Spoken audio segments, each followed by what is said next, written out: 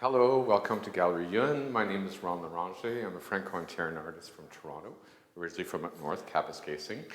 This is my first solo show in Montreal, so it's quite exciting, being French-Canadian and this being the cultural capital of things that are francophone. And anyways, this painting I'm showing is called Perplexe, and it's not perplex, it's actually perplexe, I called it in French. It's, how should we say, about numbers, language, everything else, all kind of together in one piece. It's very active, it's a bit more dynamic than some of my other pieces. I don't usually have that many words, so it's almost kind of like graffiti or tree scratching or something like that. What I do is, I get my line work, the drawings, from the internet, so I kind of reverse digital art. That sounds a little bit obnoxious, but anyways, my process is I take images through my iPhone, surfing either Facebook, Instagram, online newspapers, and then the watercolor themselves is completely organic.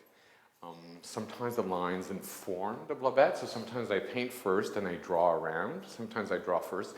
And this one I painted first, and then I drew around.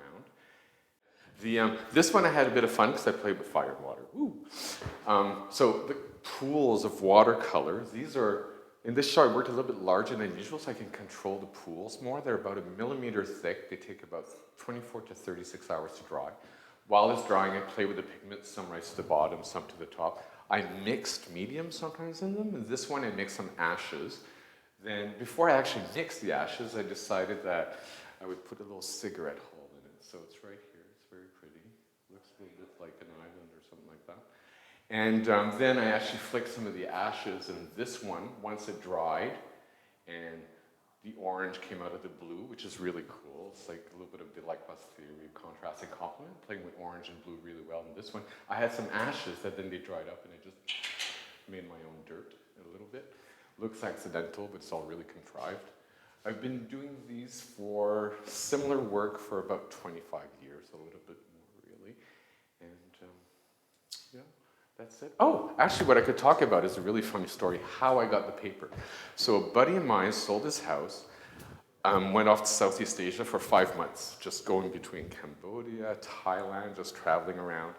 And he just bought a house with his mother and his sister on the River Tay outside of Ottawa. And he went into this dinky little craft store, and they had all this Arches paper for sale. Dirt cheap sheets of paper, obviously dead stock, $2. So some of this paper is really thick, some is really thin.